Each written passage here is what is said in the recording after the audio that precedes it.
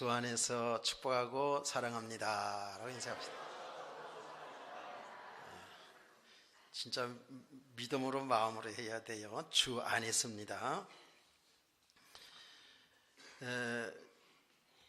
이 오늘 본문의 내용을 제가 이렇게 묵상을 하면서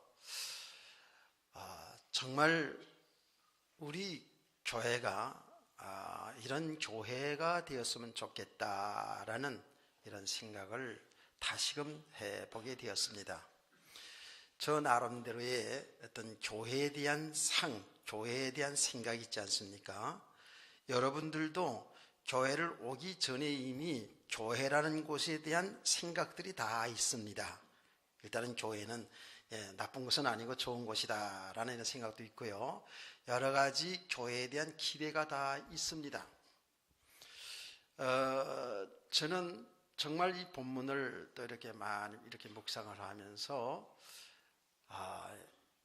참 우리 교회가 이렇게 아름다운 교회가 되었으면 좋겠다라는 이렇게 생각을 하면서 오늘 이 말씀을 읽고 전하게 되었습니다.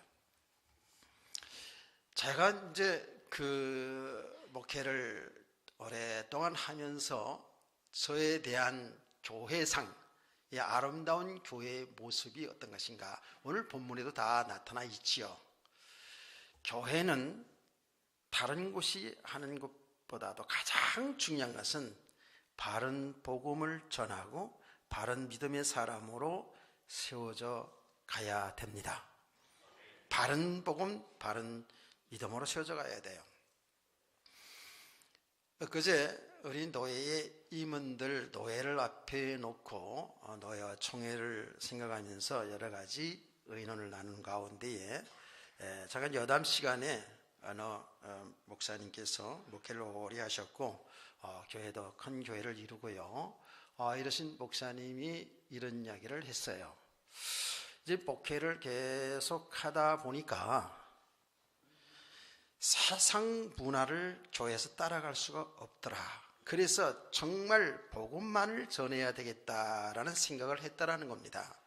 그러면서 이제 그 내용이 뭐냐면 교회에서 노인학교도 하고 또 교회에서 카페를 운영하기도 하고 여러 가지 문화 행사도 하고 이러면서 이 복음을 그 지역에 전하는데 뭐 그 자체가 나쁜 건 아니죠. 그런데 그렇게 하면서 이제 깨달아진 건 뭐냐면 지금 세상의 문화를 따라갈 수가 없더라는 거예요. 교회가 지금 세상에서 하는 세상 문화, 세상에서 하는 이런 복지 정책 이런 거를 교회에서 따라갈 수가 없더라는 겁니다. 너무너무 잘 돼 있다는 거예요, 이제는. 뭐 요양시설도부터 시작해 해서 여러 가지 그 어린이 유치원부터 시작해서 모든 것이 굉장히 세상이 앞서가기 때문에 교회에서 그런 것을 통하여서 이제 복음운동 한다는 것이 이제 만만치가 않더라, 그런 얘기를 하는 겁니다. 그러니까 교회에서 세상 문화를 따라갈 수가 없더라는 거예요. 그래서 이제 제가 좀 그런 이야기를 나누었습니다. 다윗의 이야기를 했어요. 여러분 아시죠? 블레셋 나라가 쳐들어왔습니다. 그때 이스라엘과 블레셋 전쟁을 하는 전쟁통에 블레셋 나라의 골리앗 장군, 아주 무시무시한 골리앗 장군 한 사람을 이스라엘 왕과 그 용맹스러운 군사들이 이기지를 못합니다. 그런데 그 블레셋 골리앗 장군을 이긴 것은 누구지요? 어린 소년, 20살도 안 된 어린 소년 다윗이 아버지 심부름 갔다가 그 골리앗 장군에게 이스라엘 왕과 군사들이 조롱당하는 것을 보고요, 이제 나서서 골리앗 장군을 물찌르는 겁니다. 여러분이 아시다시피 골리앗 장군은 어마어마한 키도 크고 대단하고 모든 갑옷을 다 입고 말하자면 칼, 방패, 창을 들고 이렇게 대단한 그런 용사지 않습니까? 다윗이 그 골리앗장을 어떻게 이겼죠? 갑옷도 안 입었어요. 그냥 평상시에 목동 생활할 때 사용하던 물맷돌, 돌을 가지고 나가지 않습니까? 작은 물맷돌을 휙휙 돌려가서 던지는 거 아시잖아요. 이 돌로다가 그 골리앗장을 이겨버리거든요. 그때에 다윗은 이렇게 얘기합니다. 너는, 골리앗장을 향해서 얘기하는 겁니다. 너는 칼창을 가지고 나오지만 나는 만군의 여호와의 이름으로 나가노라. 아멘. 믿음으로 나갔다는 거 아닙니까? 그렇죠? 자, 그래서 여러분, 다윗이 이렇게 골리앗 장군처럼 성장돼가지고 훈련받고, 그리고 그 창칼을 가지고 무장을 하는 것, 그 수준을, 그렇게 수준을 높여가지고서 이길 수가 없다, 그 말이에요. 이해가 되셨나요? 우리가 세상의 수준을, 우리가 수준을 낮추자 그런 얘기가 아니에요. 세상의 수준, 세상의 문화를 다 맞춰가지고, 우리가 그들을 복음 전하려고 하면 안 된다는 거예요. 그 속에서도 복음 전할 수 있지만, 중요한 것은 믿음으로, 중요한 것은 복음의 본질인 그리스도를 증거해야 된다, 그 말이에요. 여러분, 성경의 돌이라는 것은 전부 그리스도에 대한 예표지 않습니까? 그래서 그리스도를 산 돌이라고 그러거든요. 다 그게 그리스도에 관한 내용이에요. 우리가 주 예수 그리스도의 이름으로, 믿음으로 세상을 향해 나가야지 세상을 살 수가 있지. 세상의 수준, 세상의 그 문화 수준, 세상의 지수를, 그게 수준을 높여가지고서 그들을 살려낼 수 있는 것이 아니라는 거예요. 다시 말합니다. 여러분 오해하지 마세요. 여러분 세상 수준 높이지 말라는 얘기가 아니에요. 사람 생명을 살 수 있는 길은 오직 복음 예수 그리스도인 줄 믿으시면 아멘. 이 복음의 본질을 놓치면 안 되는 거예요. 우리가 다 이런 거 할 수 있어요. 근데 가장 중요한 것은 복음의 본질이거든요. 이분도 오랫동안 목회를 하면서 이제 깨달으신 거예요. 이제 우리 교회의 이 표지가 아니겠어요? 그러면서 교회는 이렇게 복음을 통해서 생명운동 일어나는 거잖아요. 그래서 우리가 믿음의 사람으로 세워가면서 이제는 이 귀한 생명의 복음이신 예수 그리스도를 여러분 믿지 않은 가족들에게, 믿지 않은 이웃들에게, 믿지 않은 저 열방에 나가 복음을 전하는 일을 하는 것이 교회인 줄 믿으시면 또 아멘. 이게 교회거든요. 그러면서 우리는 예수 그리스도 믿는 저와 여러분은 그리스도 예수 안에서 다 형제 자매가 된 것이죠. 맞잖아요. 예수의 피를 통해서 저와 여러분 형제 자매가 된 거예요. 그래서 제가 농담으로 이렇게 하잖아요. 제가 이제 강단에서 내려가면 저기서 여러분들이 오빠, 봉일이 오빠 이래도 괜찮다고 제가 얘기했잖아요. 그리스도 예수 안에서 형제 자매니까. 사실 영적으로 이 복음을 통해서 보면 사실은 믿지 않는 가족들보다 예수 믿는 옆에 앉은 저와 여러분이 사실은 더 가까운 곳이죠. 세상에 믿지 않는 가족은 결국은 이 땅에서 부모 형제고 다 이렇게 부부지간으로 살지만은 이제 언젠가 우리 하나님 부르시면 헤어지잖아요. 영원히 헤어지잖아요. 예수 믿지 않는 가족들은.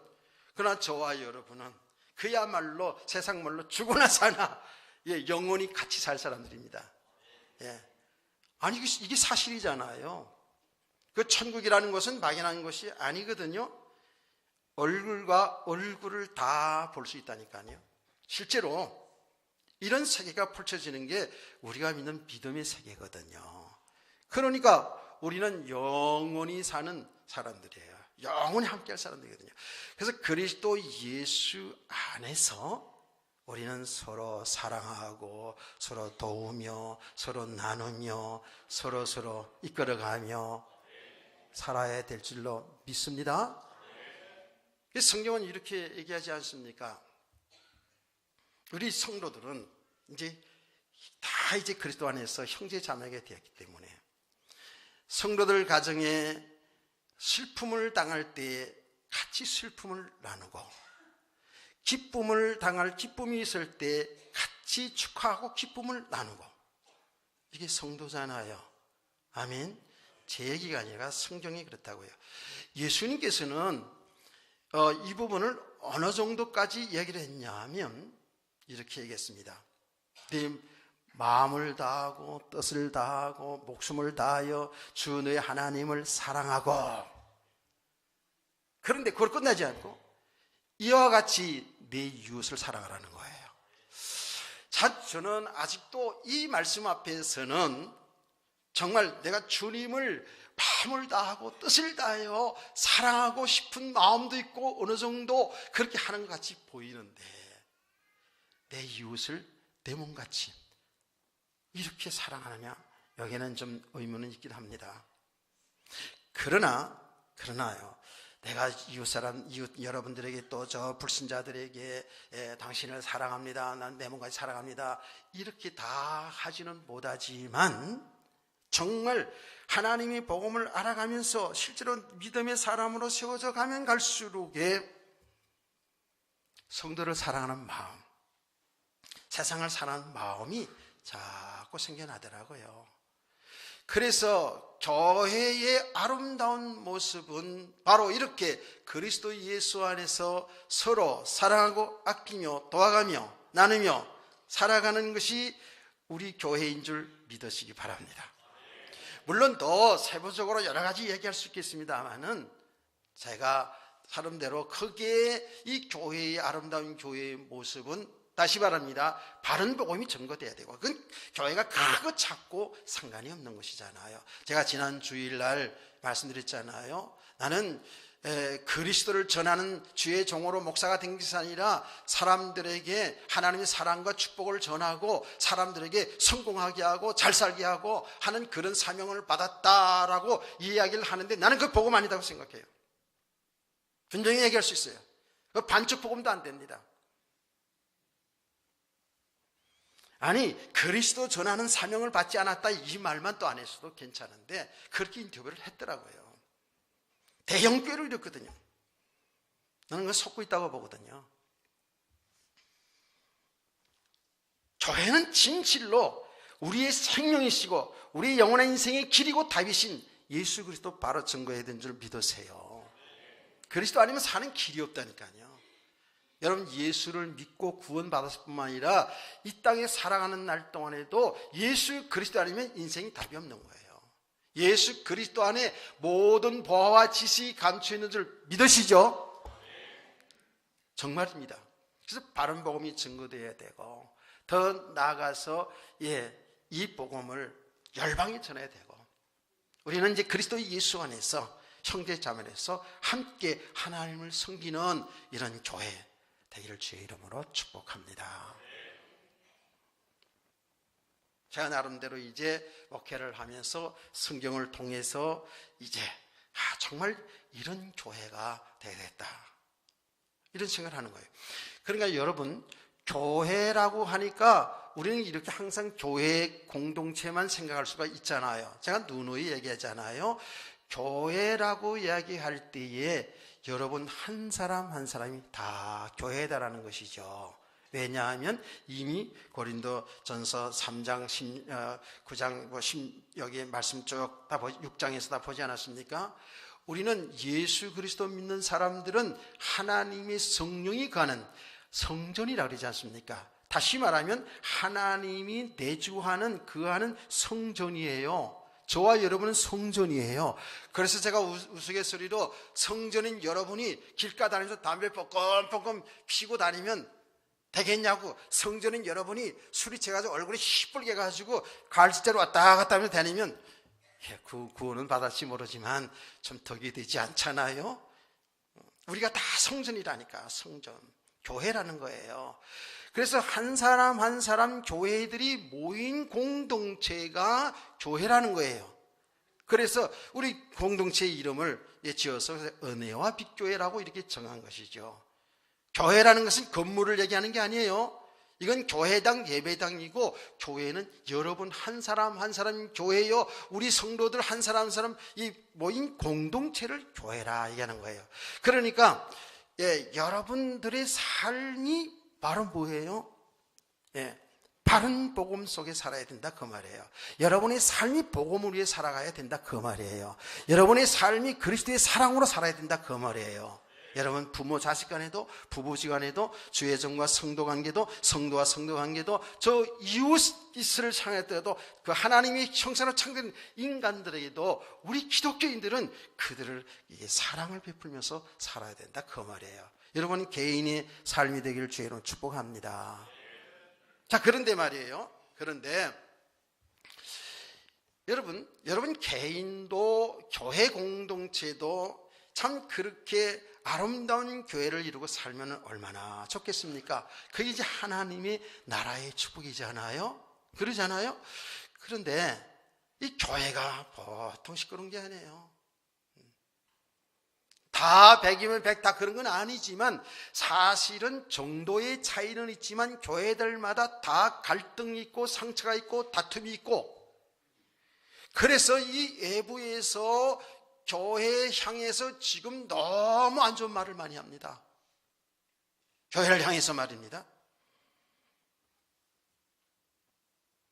근데 이 교회의 문제, 자, 여러분 외부에서 핍박하는 것도 외부에서 비난하는 것도 그렇습니다만은 왜 이 교회 안에서 말이에요, 우리가 다 형제 자매인데 하나님의 백성들인데 왜 신앙생활에 갈등이 생기고 상처를 받고, 정말 우리가 하나님의 말씀을 통해서 보면 우리 성도들은 진정한 자유함이 있고 참된 평안이 있고 우리의 환경과 상관없이 평안이 있고 이 세상과 상관없이 우리가 그 세상을 정복하면서 넘어서서 살 수 있는 이런 것을 다 받았음에도 불구하고 우리가 왜 교회 안에서 여러 가지 문제가 생기는가? 왜 상처가 생기는가? 왜 다툼이 있는가? 그러다가 신앙생활 자체도 못하고 하나님의 교회를 떠나는 사람들이 얼마나 많은가 말이에요. 제가 얘기하지 않습니까? 제가 30년 쭉 이렇게 목회를 하면서 우리 교회 현장도 보고 또 전도하느라고 지역의 사람들에게 복음을 전하러 전도하러도 다니고, 제 열방에 여러 나라 다녔습니다. 여러 나라에 선교하러 이렇게 복음을 가지고 나가지 않았습니까? 그런데 왜 성도들이 갈등하고 이렇게 신앙생활을 상처받고 신앙생활 자체도 못하고 이렇게 떠나는가? 제가 알았어요. 제가 알았을 뿐만 아니라 실제로 통계학상으로 보니까 왜 성도들이 가장 갈등하고 상처받고 더 나아가서는 교회를 떠나는가 봤더니 이 헌금 문제였어요. 물질 문제. 이 헌금 문제를 넘어서지 못해서, 그래서 여기에 덜 갈등하는 거예요. 교회를 나오는 건 좋은데, 좋은 말씀 듣고 좋은데, 성도와 교제하는 것도 좋은데 아주 헌금 내라는 거 없으면 좀 교회 다니면 안 돼. 헌금이 다 걸리는 거예요. 많습니다. 이 헌금 문제에 걸려가지고. 근데 가만히 또 생각해 보면 말이에요, 인간적으로 생각해보면 성도들이 헌금 문제에 많이 부담은 되긴 되겠다라는 생각이 들어요. 신앙생활 하다 보니까 그냥 주일날 가서 이렇게 헌금하면 한번 하면 되겠는데 보니까 11조도 해야지, 또 보니까 뭐 감사헌금도 기본적으로 한 달에 한 번 정도는 하나님 은혜로 살았으니까 해야 된다고 이야기하지. 그런데 가만히 보니까 뭐 건축금도 있지요, 뭐 장학금도 헌금도 있죠, 성경금도 있죠, 주일 헌금도 있죠. 많긴 많아. 내가 생각해봐도 그런 생각이 들 때가 있어요. 그래도 간간히 또 뭐 절기 헌금도 해야지, 절기 헌금도 뭐 어느 정도 수 높이 해야 된다고 하지. 진짜로 제가 생각할 때도 믿음이 없으면은 좀 상처는 받고 시험이 들고 부담은 되겠다라는 생각은 하긴 합니다. 제 친한 친구 중에 한 친구가 교회를 다녀요. 그래서 한번 만나서 얘기하면서 야, 나 신앙생활 잘해야 된다, 열심히 해야 된다 그랬더니 자기는 열심히 하고 싶지 않대요. 왜 그러냐 했더니 미쳐가지고 돈 다 갖다 바칠까봐 그렇게 못하겠대요. 가만히 성도 신앙생활 보니까 이게 정신 안 차리면 이게 안 되겠더라는 거예요. 그래서 제가 적당히 주일날 낮에 한 번만 나간다고요. 이런 거 배우면 안 돼요. 그렇게 얘기하죠. 실제로 아주 친한 친구인데. 근데 제가 이제 목회를 하는 가운데에 많은 사례들이 있지 않습니까? 사례들인데 그 중에 하나 소개해 볼게요. 어느 여집사님이 열심히 되는 여집사님인데 남편하고 교회에 나와요. 남편이 이제 처음부터 교회 나온 건 아니고 그 여집사님을 통해서 교회에 나와요. 그런데 이 남편이 열심히 교회를 다니려고 하는 걸 막아요. 은근히 막더라고요. 그냥 주일날 낮에 정도만 예배에 나오는 정도로 이렇게 막아요. 나 처음에 잘 몰랐어요. 이 남자는 굉장히 은혜를 받고 열심히 하고 싶은데 내가 이렇게 한번 얘기해 보니까 알겠더라고요. 가만히 봤죠. 그랬더니 이 여집사가 남편의 신앙생활 열심히 은혜 받는 생활할 수 있도록 도와줘야 되는데 그걸 방해하고 있어요. 알고 봤더니 이 남편의 성격상 은혜 받으면 교회에다가 다 갖다 바칠 것 같거든. 헌금을 많이 할 것 같거든. 혹시 그런 댁들은 없어요 혹시? 그래가지고 은근히 교회 그냥 명목만 유지하고 나올 수 있도록 이렇게 하고 있더라고요. 참 얼마나 미련한 거예요. 그럴 수도 있어요. 믿음이 안 되면 그럴 수도 있다고요. 참 이 헌금 문제가 상당히 성도들에게는 사실 부담도 되고 이 헌금의 벽을 넘어서지 못해서 여기에 다 묶여가지고 신앙생활에 자유함도 없고 진정한 하나님의 은혜를 가로막고 있어요. 이게요, 여기 묶여있기 때문에 하나님의 은혜가 단절된다니까. 깨닫기를 축복합니다. 잘 알아야 돼요. 자, 이런 부분, 이 부분들은 이제 나중에 또 이제 더 자세히 할 시간이 있습니다. 자, 교회에서 이제 문제가 되고, 이렇게 되는 부분들을 제가 지금 얘기하는 거예요. 그 다음에 거의, 교회마다 비슷합니다. 교회가 문제가 있고 성도들의 신앙에 상처 주고 갈등하게 하는 것 중에 이제 두 번째로 말하자면 주의 종들 때문이에요. 목사 혹은 중직자들 때문에 그렇다라는 거예요. 가장 신앙생활 아름답게 해야 될 주의 종과 중직자들 때문에 이제 성도들이 신앙생활에 갈등한다는 거죠. 그렇죠. 참 부끄러운 얘기죠. 이 통계수로 나와 있어요. 근데 주의 종들은 무엇 문제 때냐면 가장 중요한 부분이 어떤 부분이냐면 주의 종들의 윤리 도덕적인 문제예요. 집중하세요. 앞에 윤리 도덕적인 문제 아시겠죠? 여러분 지금 여러분 뭐 다 많이 듣잖아요. 인천에서도 꽤 그래도 오래된 교회, 제가 또 잘 아는 또 교회이기도 합니다. 목회자가 윤리적 도덕적인 부분 때문에 얼마나 시끄럽습니까? 서울의 대형 교회들 가운데서 이 윤리 도덕 문제라니까 우리 어르신들 여자 관계 문제, 남자 관계 문제 이런 거 말이에요. 이런 것 때문에 얼마나 성도들이 신앙에 손해를 주는지. 그래서 그런 문제가 한번 터지고 뉴스에 한번 나오잖아요. 나오기도 못하게 돼요. 교회가 막 흩어지는 거예요. 전도끼리 막히지는 거예요. 희한하게 다른 교단, 다른 종교들에서 무슨 일어난 문제도 많은데 그런 문제들은 잘 안 떠요. 근데 교회에서 무슨 일어났다 그러면 이거는요 막 뉴스거리가 막 되는 거예요. 실제로. 근데 왜 그런지 아세요? 두 가지 이유가 있어요. 저는 알았어요. 근본적으로요 예수 믿지 않는 사람들과 우리는 영적으로 다르거든요. 다르기 때문에 결국 어쩌든지 교회를 핍박하고 예수 믿는 사람 핍박하려고 들어요. 여러분 가정적으로도 여러분 그러다 경험하지 않았어요?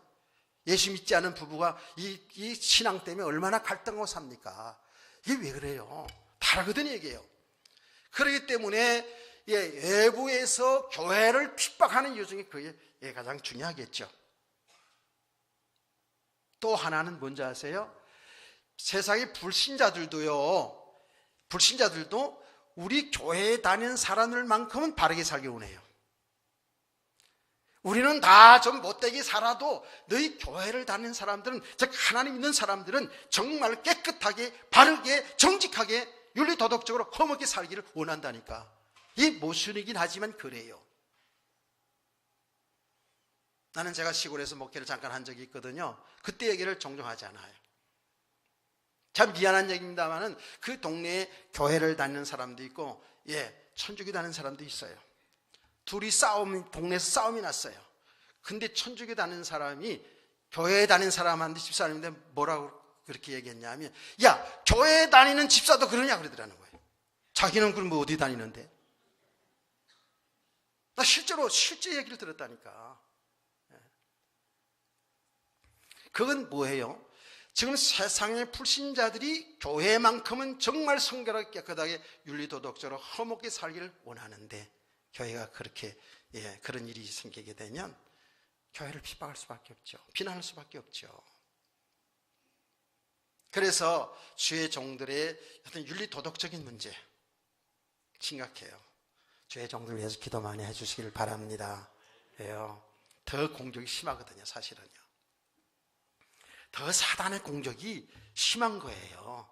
여러분, 이런 비유 알지 않습니까? 전쟁 마당에 나가면, 전쟁터에 가면 병사들보다도 누가 앞에서 일선에서 소대장, 지휘관들이 넘어지면 그 부대는 막 흩어질 수 있거든요. 그러니까 사단도 알거든요. 그래서 집중적으로 주의 종들을, 중직자들을 공격하게 되어 있어요. 그러면서 동시에 어떤 문제가 하면 주의 종들의 설교 문제죠. 이 설교 때문에 성도들이 많이 갈등하고 상처받고 힘들어하고 이런 모습을 보게 됩니다. 그러면서 이제 교회에서 또 문제가 되는 건 뭐냐 하면 성도와 주의 종과 성도의 관계입니다. 성도의 관계, 이런 관계 속에서 상처받고 막 갈등하고, 너 잘났어, 너 못났어, 나 잘났어 이런다고요. 성도 간에도 서로 비교의식이 있어요. 시기하고 질투해요. 나는 다 보고 경험했어요. 누가 은혜 생활 잘해도 은혜 잘 받는 것조차도 싫어해.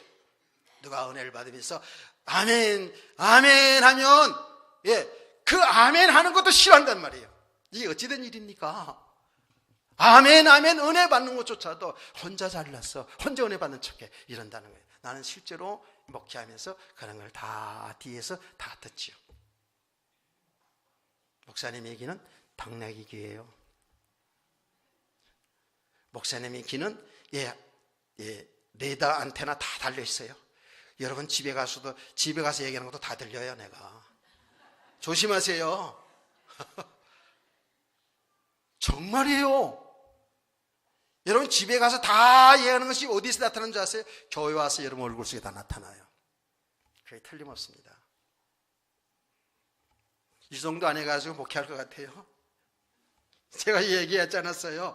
저 전화도 안 되고 뭐 아무것도 안 되는 미얀마, 제가 선교 현장 갔다가 공항에 내려가지고 우리 집사람이 공항에 마중 나왔어요. 전도사님하고 차 가지고. 그때는 그렇게 공항에까지 마중 나갔고 마중 오고 그랬어요. 지금은 집 안에서 쳐다보지 않고 잘 갔다 와 이러지만 옛날에 그랬다고 해요. 다 성도들도 그랬잖아요. 자, 돌아와서 차에 타자마자 제가 아내한테 그랬어요. 교회에 문제 있었지? 이렇게 얘기를 했어요. 문제 없었다 그러더라고요. 있었는데 그랬더니 별로는 없는데요. 내가 구체적으로 얘기해봐. 구체적으로 교회에서 일어난 일을 제가 얘기했다니까. 그랬더니 깜짝 놀라는 거죠. 그래서 제가 그때 한 말이 뭐라 그랬다고요? 우리 사람인데, 야 이 사람아, 내가 나이롱뽕에서 목사 된 줄 알아? 그랬어요. 나이롱뽕이 뭔지 모르지? 하토치기에서 딴 줄 알아? 이렇게 그 얘기해요. 자, 제가 그렇게 얘기하면 또 무슨 신비하게 생각할 수 있는데 아니요. 하나님께서 교회를 놓고 기도하는 가운데 교회 문제를 잘 해결하기 위해서 성령께서 제 마음속에 생각을 담아 주었는데 교회 와서 딱 보니까 그 일이 딱 일어나 있어요. 이게 영적인 세계이기도 합니다. 깨닫기를 축복합니다. 서로 교회 성도들 간에도요, 뒤에서 주의 종의 비방세 속된 말로 막, 뭐라고 그랬디다, 막, 하여튼 간에, 그러고요. 그때서야 뭐, 목사님, 그러고 뭐, 할렐루야 다 하다가, 자기 생각, 맞지 않으면 뒤에서도 얼마든지 얘기할 수 있는데, 그 혼자만 또 그런 게, 그러잖아. 사람이 심리가 말이죠. 혼자만 알고 있지 않잖아요. 가장 가까운 아내 남편에게, 가장 가까운 성도에게, 아니, 더 나아가서 불신자 남편에게, 불신자 친구들에게까지도 이렇게 얘기를 하지 않습니까? 그러니까 이 영적 세계는요, 아주 묘합니다. 그러니까 여러분 예배 속에서 여러분 말 속에 행동 속에 다 드러나거든요. 그 다 알죠. 대략 다 알죠. 여러분 하루 이틀 우리가 같이 사는 게 아니잖아요. 그렇죠? 그 성도들 간에도 그래요. 서로 시기하고 미워하고 질타하고 뒤에서 비방하고, 아까 얘기했잖아요. 심지어 은혜 받음까지도.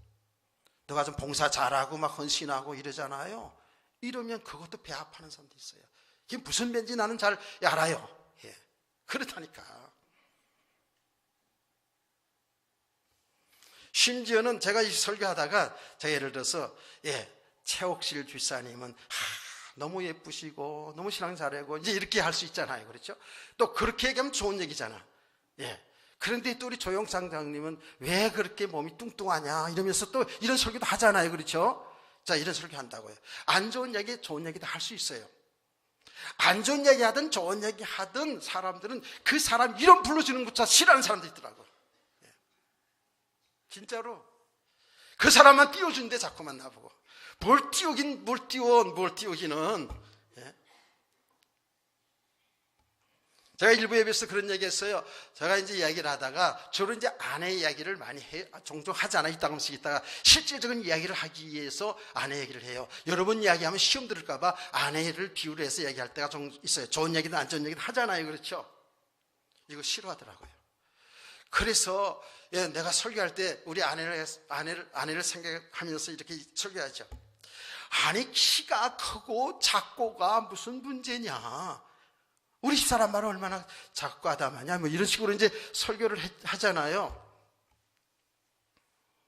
그랬더니 성도 중에 뭐라는 줄 아세요? 지는 얼마나 커가지고. 나보고 하는 얘기야, 지금. 네? 지는 얼마나 커가지고 그러냐고요. 뭐 이 정도면 되지 않았어요, 사실은? 자, 이렇게 교회 안에서도 주의 종과 성도 간의 성도와 성도 관계 속에서요, 시끄러운 문제 많습니다. 주 안에서 서로 사랑하는 성도 되기를 축복합니다. 자, 이런 문제들을 가지고 있어요. 교회들마다 지금 다 있어요. 자, 오늘 본문 속으로 한번 들어가 보자고요. 오늘 그 중에 헌금에 관한 문제가 먼저 나왔으니까 그 부분도 얘기하자고. 또 사실은 이 헌금에 관한 문제가 신앙생활을 굉장히 좌우하고 있기 때문에 아주 중요한 부분입니다.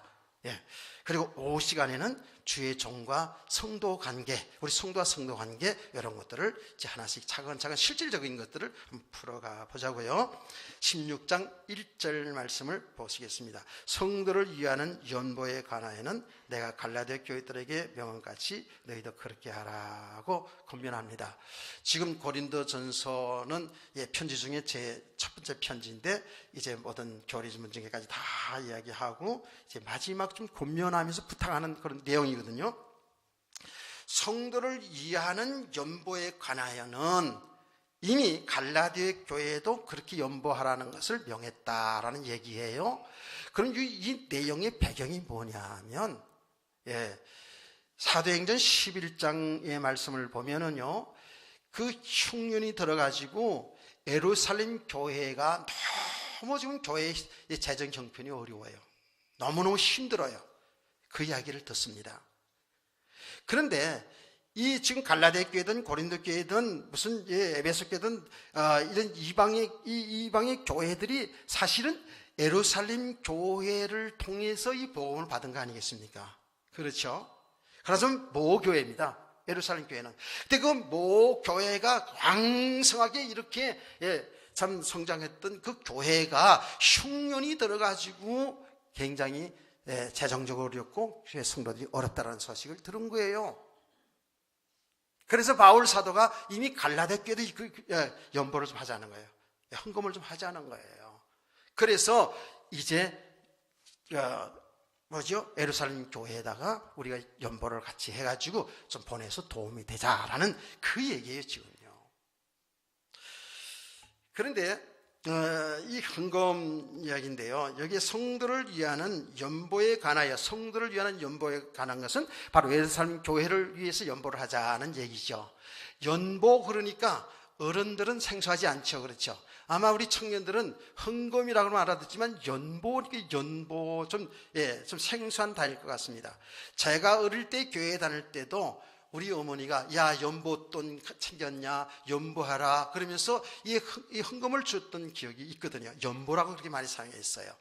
이 연보라는 단어는 헌금한다는 이야기인데, 연보라는 단어는 한문이거든요. 한문인데 버릴 연자에다가 도울 보예요. 그래서 이것을 우리 한글 사전에 찾아보면 이렇게 표현했어요. 내 재물을 갖다가 남을 위해서 쓰는 것, 이걸 연보라고 그러는 거예요. 내 재산을, 내 재물 중에 일부를 다른 사람을 도와주는 것, 이걸 연보라 이렇게 얘기하는 것이거든요. 그래서 고린도 교회의 성도들에게 예루살렘 교회에 지금 흉년이 들어가서 어려운데 우리가 연보를 해서 그들을 좀 돕자. 사실 돕는다는 것보다도 나누는 것이죠. 이렇게 지금 권면을 하는 것입니다. 여러분, 우리가 아까도 말씀드렸습니다마는 우리는 그리스도 예수 안에서 다 형제 자매입니다. 우리 교회는 전부 하나입니다. 아멘. 그래서 고린도서 1장에서 14장까지 쭉 보면 굉장히 바울 사도의 중요한 핵심 메시지는 뭐냐 하면 우리 교회는 그리스도의 몸된 교회라고 그래요. 그리스도의 몸이라고 얘기하는 겁니다. 그래서 우리는 그리스도를 머리로 해서 우리는 다 지체라고 그랬어요. 그렇죠? 그래서 한 몸을 이룬 거예요. 우리는 예수 그리스도 안에서 다 한 몸을 이룬 거예요. 이게 몸된 교회라고 그러지 않았습니까? 그래서 이 몸된 교회를 우리가 잘 세워나가야 된다. 그래서 이제 우리가 말을 하든 어떤 행동하든 우리가 모든 것을 통해서 하나님의 몸된 교회를 무너뜨리지 않고 몸된 교회를 세워야 된다라는 것을 가르치지 않았습니까? 할렐루야. 우리 성도들이 신앙생활하면서 있잖아요. 신앙생활하면서 우리의 말로 행동으로 교회를 흐트러뜨리고 무너뜨린 일이 얼마나 많은지 몰라요. 사람들의 신앙을 무너뜨리고 흐트러뜨린 일이 얼마나 많은지 몰라요. 교회 안에서 가정에서도요. 아까도 얘기했습니다마는 제가 교회를 하면서 어떤 성도 집 갔어요. 그랬더니 그 남편에게 복음을 전했더니 교회 나올 권면했더니, 여러분 지금 누군가 생각하지 마세요. 교회에서 신앙을 하다 나간 사람 얘기하는 거예요 지금. 그럼 남편이요 교회를 안 나온다. 그래도 하는 이야기가 교회에 안 좋은 이야기를 다 하는 거예요. 남자가. 그럼 교회에 안 나간다는 거예요. 그럼 누가 얘기한 거예요? 그 여자 성도가, 여자 집사가 믿지 않은 남편에게 다 이불 속에 다 얘기한 거야. 그냥 안 좋은 얘기 다 해버렸어. 그냥 그것도 자기 기준, 자기 생각대로 한 거겠지. 교회 한 번도 와보지도 않고 불신앙으로 가득 차 있어요. 이게 하나님이 교회를 무너뜨리는 거예요. 교회 신앙생활은 성도와 성도 관계 속에서도 그렇거든요. 말 한마디로 그 사람이 신앙을 세울 수 있고 말 한마디로 그 신앙을 무너뜨릴 수 있거든요.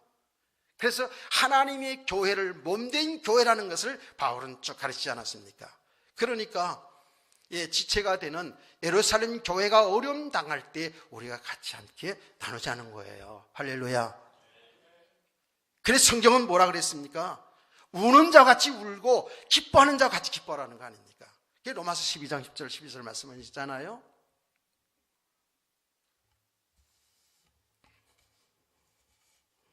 그래서 우리가 이 하나님의 몸된 교회를 세우는 일에 같이 이렇게 나눌 수 있는 그런 성도, 그런 교회 되기를 축복합니다. 이게 얼마나 중요한지 몰라요. 이거는 성도 간에도 마찬가지입니다. 여러분, 제가 이런 말씀을 많이 했지 않습니까? 우리 성도들이 예를 들어서 상을 당하면 여러분이 아무리 바쁘고 힘들어도 같이 가서 슬픔을 나눌 수 있어야 되거든요. 여러분 가정에 좋은 일, 잔치하는 일, 좋은 일 생기면 같이 가서 가능하면 가서 이제 기쁨을 나눠야 되는 거 아니겠어요? 이게 세상의 사람들 잘하는 건데, 우리 예수 믿는 사람들이 전부 자기 중심으로 살아가는 거예요. 그거 하더라도 있잖아요. 나한테 왔으면 하고, 내 집이 왔으면 하고, 우리 집이 안 왔으면 안 오고. 그럴 수 있어요. 아니, 그거는 정말 저도 그런 생각 들긴 하더라고요. 예를 들어서, 결혼식 청첩장이었어요. 이 친구 우리 아들, 딸 결혼식 할 때 왔었나, 안 왔었나. 박용록, 다 안 왔네? 갈까 말까. 오긴 왔는데, 아이고, 시시하게, 아이고, 이렇게. 지금 이렇게 해서 나도 이렇게 해야지, 이런 마음이, 악한 생각이 싹싹 들어요. 들기는. 그건 진짜 믿음의 모습이 아니잖아요. 안 왔어도, 조금에서도 많이 하고, 안 왔어도 가야 되고. 아멘. 왜 그렇습니까? 그리스도의 지체니까, 한 형제 자매니까. 근데 교회 속에서 이게 안 된다니까. 물론 여러분 바빠서 못 올 수도 있어요. 그러면은요, 바빠서 잔치집 못 가면은요, 10만 원 할 거 20만 원 보내세요. 더 좋아할 수 있어요. 제가 얘기합니다. 제 자랑이 아닙니다. 노회, 경례, 혹은 제 친구들, 이웃, 가족, 친척 있잖아요. 거의 안 빠집니다, 제가. 그 사람이 친하든 안 친하든, 상나고, 잔치하고 이런 거 할 때, 제가 거의 가든지 아니면 반드시 보냅니다. 다른 사람 통해 보내든지. 요새는요, 계좌번호 보내세요 그러면, 그냥 다 보내줘요, 이제는.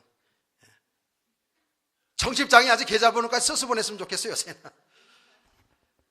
무슨 말인지 아시겠죠? 우리는 정말 그리스도 예수 안에서 한 형제자매거든요. 슬픔을 같이 할 수 있고, 기쁨을 같이 할 수 있어야 돼요. 그 너는 나, 너는 나. 그건 지대로 은혜 받은 사람들이 아니거든요. 이렇게 되어지면은. 이건 실질적인 얘기 아니겠어요? 우리는 다 그리스도 예수 안에서 지체라는 것, 한 몸이라는 것을 잊어서는 안 됩니다. 그러면서 이제 2절 말씀 보니까, 매주 첫날에 너희 각 사람이 수입에 따라 모아 두어서 내가 갈 때 연보를 하지 않게 하라 그랬어요. 매주 첫날이 어떤 날이에요? 오늘 우리가 지키는 주일입니다. 이스라엘 백성들은 토요 안식을 지켰잖아요. 그런데 예수 믿는 사람들이 예수님이 죽으시고 부활한 날, 그날, 그 안식 후 첫날이에요. 그때를 기념해서 모여서 예배드리기를 시작한 거예요. 그래서 오늘 주일 예배가 매주 첫날이에요. 그래서 우리 성도들이 한 주간의 첫날인 이 시간에 하나님 앞에 예배드리고 은혜 받고 힘을 얻고 말씀 붙잡고 한 주간 동안 세상을 살아야 될 줄로 믿으시기를 바랍니다. 영적인 은혜를 충만히 받고 하나님의 말씀을 잡고 나가서 세상을 살아갈 때에 우리는 승리하는 신앙생활이고 하나님이 축복을 받는 삶을 살게 되는 것이죠. 이 매주 첫날이 중요한 거예요. 그런데 바울 사도는 굳이 그 첫날 주일날 예배 드릴 때 헌금하라는 거예요. 여긴 또 중요한 가르침이 있는 것이죠. 뭔지 아세요? 헌금 단순히 헌금 내서 교회 운영하고 이런 정도가 아니라 헌금 자체가 예배라는 거예요. 아멘. 이 헌금 자체가 예배 행위예요. 참 이 말씀을 묵상하다가 그래, 왜 첫날에 다른 날 헌금하면 되는데 첫날에 하라 했을까? 바로 주일날 예배 드릴 때에 헌금하도록 한 것은 바로 헌금 자체가 예배라는 사실을 여러분 깨닫기를 축복합니다. 그러니까 우리가 하나님 예배 드릴 때 마음을 다하고 뜻을 다하여 정성을 다하여 준비해서 하나님 예배 드리지 않습니까? 여러분의 모든 예배, 기도도 찬송도 그리고 봉사도 헌신도 헌금도 이렇게 마음을 다하여 뜻을 다하여 믿음으로 감사함으로 하나님 앞에 예물을 드려야 될 줄 믿습니다. 예. 이게 억지나 체면으로 돼서는 안 되는 거예요. 여기 바울이 그러잖아요. 내가 가기 전에 그 주일날 그렇게 다 이런 모아놨다가 주일날 예배 때 헌금하라는 거예요. 그게 뭘까요? 바울의 얼굴 봐서 체면 따라 하지 말라는 거예요. 그렇죠? 그러면서 이렇게 말합니다. 각 사람이 수입에 따라 모아 두어서 내가 갈 때 연보를 하지 않게 하라 그랬더니요. 돈을 많이 하고 헌금을 많이 하고 적게 하는 그런 부분이 아니에요. 여러분 다 형편을 따라서 하는 것이죠. 그렇죠? 아멘. 그래서 우리 성도들은요, 이 예배 생활, 하나님 섬기는 생활 중에서 참 헌금 생활뿐만 아니라 여러분의 살림을 규모 있게 할 줄 알아야 돼요. 예, 다 규모 있게 잘하지요. 수입은 100만 원인데 쓰는 건 150만 원 쓰고 그러면 안 되잖아. 예, 남편이 100만 원 벌어오는데 예, 거기에서 바르게 잘 쓸 줄 알아야지. 예, 맨날 바가지나 긁고 100만 원 이상 가서 긁고 예, 카드 픽해서 여기 받고 여기 여기 맞고 그거 안 된다 그 말이에요. 예. 아주 구체적이잖아요. 사람이 수입에 따라 모아서 수입에 따라서. 그래서 이 헌금 생활도 아주 규모 있게 해야 돼요. 제가요, 이 본문을 준비하다가 스폴슨 목사님의 어떤 글을 보니까 이렇게 기록되어 있더라고요. 목사가 헌금 문제를 안 가르치면 이건 직무유기다라고 이렇게 했더라고요. 그래서 중요하지요. 그래서 제가 지난번에도 얘기했습니다만은 여러분이 이 헌금 생활은 여러분 모든 수입에서 먼저 헌금할 것을 미리 떼어놓으세요. 준비해 놓으세요. 지금 그 얘기잖아요. 이거 규모 있게 해야 돼요. 다 쓰다가 남는 거 가지고 그 뭐 헌금 해보려고 하니까 그 11조 해보려고 하니까 안 남았잖아. 감사헌금을 하니까 없잖아. 우리 성도들의 규모 있는 헌금 생활은 뭐예요? 여러분의 수입이 적든지 많든지 여러분 하나님께로 그것을 미리 준비해 놓으세요. 구비해 놓으세요. 아멘. 10분의 1, 11조 그렇죠? 한 달 동안 살았으니 감사의 예물, 또 선교 헌금, 또 주의 일을 위해서 여러 가지 장학금들 다 있잖아요. 종류가 많아도 여러분의 수입의 형편을 따라서 많고 적고가 아니라 우리 어르신들이 돈이 많겠어요. 많고 적은 게 문제가 아니란 말이에요. 이렇게 먼저 하나님께 드릴 수 있어야 되잖아요. 아멘. 여기 믿음 생활이잖아요. 하나님이 가난해서 그렇게 하는 게 아니잖아요. 성경 말씀 보면은요, 여러분을 부욕하게 하기 위해서 예수님이 가난하게 됐다는 거예요.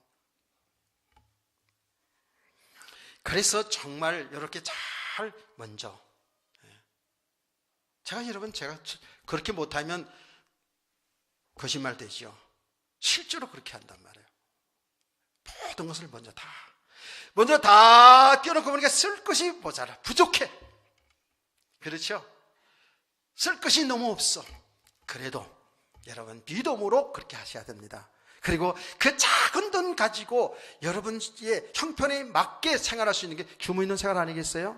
아멘. 내가 아멘이 세게 안 나올 줄 알았는데 그래도 여러분 정말 그렇게 믿음으로 한번 살아보세요. 하나님 얼마나 기쁘시겠어요? 고린도후서에서 나와요. 이제 더 자세히 나와요. 그때 또 자세히 얘기할게요. 우리 헌금 생활은 바로 예배 생활이에요.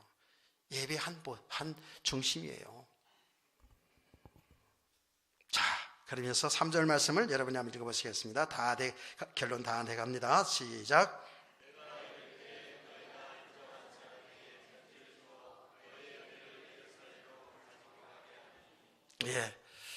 요 헌금을 모아가지고 예루살렘 교회로 보내는데 뭐라고요? 내가 이럴 때 너희가 인정한 사람, 진짜 믿음의 사람에게 이 헌금을 맡겨서 관리하도록 하게 하라, 그 말이지 않습니까? 왜 그럴까요? 엉뚱한 사람한테 헌금을 맡겼다. 그 귀한 헌금을 맡겼을 때 잘못 쓸 수도 있어요. 잘못 전달 못할 수 있어요. 잘못 쓸 수도 있다니까요.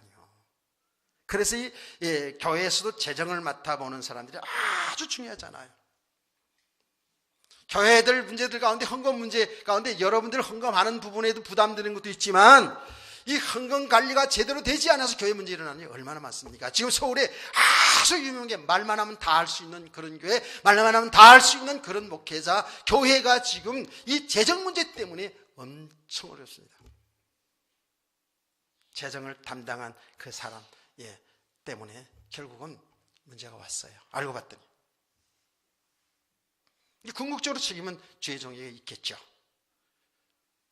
그러니까 정말 인정된 사람은 뭐예요? 믿음이 있으면서 정말 진실한 신실한 사람에게 이 재정을 맡겨라 하는 거예요. 그래서 우리가 헌금하는 것도 중요하지만 관리하는 건 더 중요하다고 봐요. 그렇죠? 여러분 개인적으로 보면 여러분이 얼마나 버느냐 수입 문제도 중요하지만 그 수입된 것을 정말 하나님 기뻐하는 그런 삶을 살아가는 관리가 또 중요하다는 사실을 깨닫기를 축복합니다. 아멘.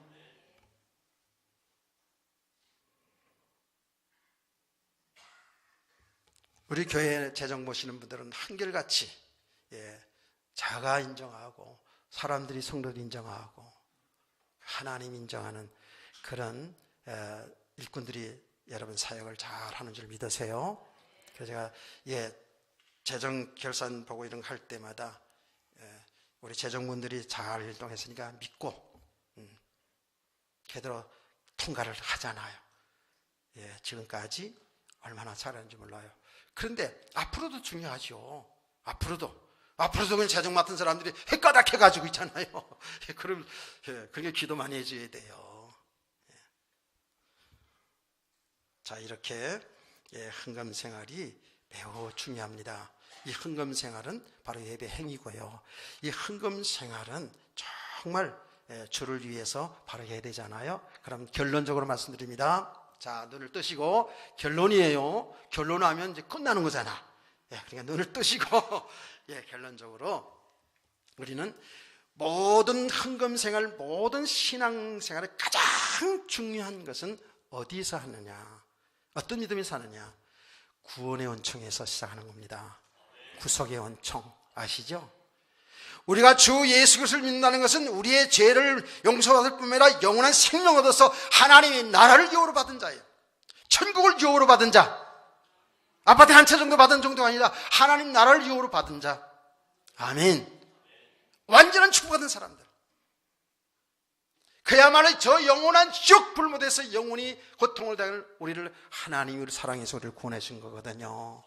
그래서 이 구속의 은총에 감사해서 우리가 하나님 앞에 예물을 드리고 또 예배를 드리고 봉사하고 헌신하는 거예요. 아멘.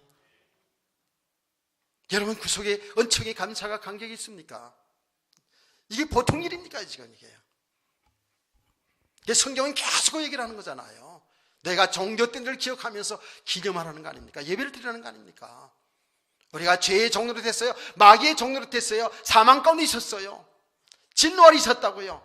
그렇게 인생을 끝나면 영원한 지옥 형벌을 가야 될 것을 우리 하나님 우리를 사랑하셔서 독생자 예수 그리스도를 보내주어 그 예수를 믿어서 영원한 생명 얻게 하셨다고요. 여기에 감사와 감격이 있어야 되고요. 이 감사 속에 우리의 모든 삶을 살아가야 될 줄 믿습니다. 헌금 생활도 그런 거예요. 그래서 우리 믿음의 사람들은 이렇게 찬송 부르지 않았습니까? 나 같은 죄인 살리신 주 은혜에 놀라워. 늘 울어도 눈물로서 못 갚을 줄 알아. 이 몸밖에 드릴 것 없어 이 몸 드립니다. 이런 찬송을 부르는 거예요. 한 걸음 더 나가서 이제는 우리 믿음의 사람들은 이제 구속의 은총에 감사할 뿐만 아니라 이 귀한 예수 그리스도 생명의 복음 아니면 세상이 살 길이 없거든요. 멸망하고 있거든요. 그래서 이 복음 전하는 일 때문에 여러분 전도하는 일, 선교하는 일 때문에 우리 하나님 앞에 헌금하는 것이고요. 아멘. 그래서 어려운 교회를 우리가 도울 수 있는 아까 돕는다는 것도 이게 표현이 좀 잘못됐다 그랬잖아요. 우리 받은 것 하나님의 은혜로 주신 이 은혜라 그랬잖아요. 이게 이 은혜를 나누는 거예요. 물질로 나누는 게 은혜를 나눈다 그랬잖아요. 자 보세요. 너희가 인정한 사람이 편지를 주어 너희 은혜를 예루살렘으로 가져가게 하라 그랬잖아요. 그렇죠? 우리는 은혜를 나누는 거예요. 물질을 나누는 것 바로 은혜를 나누는 거잖아요. 아멘. 그래서 전도 선교를 복음을 위한 것 속에는 이렇게 구제도 다 들어가요. 나눔도 다 들어가는 거예요. 목사님 오늘 말씀 잘 들었습니다. 그렇게 살아야죠. 이렇게 마음을 가졌으면 좋겠습니다. 그런데 이렇게 마음을 가진 거로 끝나지 말고요, 여러분이 계속 은혜를 받으면서 이 복음을 들으면서 있잖아요, 정말 우리가 받은 축복이 뭔지를 바로 알아가세요. 예수 그리스도 안에 우리 영원한 생명이 있어요. 예수 그리스도 안에 내 인생이 그 안에 다 있다니까. 그래서 이 복음을 알아가면 알았을수록 여러분 믿음의 사람으로 세워져 가면 갈수록 이게 강조해서 되고 하라 해서 억지로 그게 아니잖아요. 이렇게 하면 복 받는 것 때문에 하는 게 아니잖아요. 뭔 체면 때문에 내가 목사니까 내가 장로니까 권사니까 체면 때문에 하는 일이 아니라 너무 감사해서 너무 고마워서 주를 위하여 주의 복음을 위해서 이렇게 헌신하는 삶을 사는 그런 성도 되기를 주의 이름으로 축원합니다. 축복합니다. 아멘 안 해서 또 할까봐 내가 항상 이렇게 여운이 생겨요. 여운이 생겨요. 진짜로 우리가 이 복음이 아니면, 이 믿음이 아니면 이걸 넘어서지 못한다니까. 그래서 은혜를 잘 주셔가시기를 주님은 축복합니다.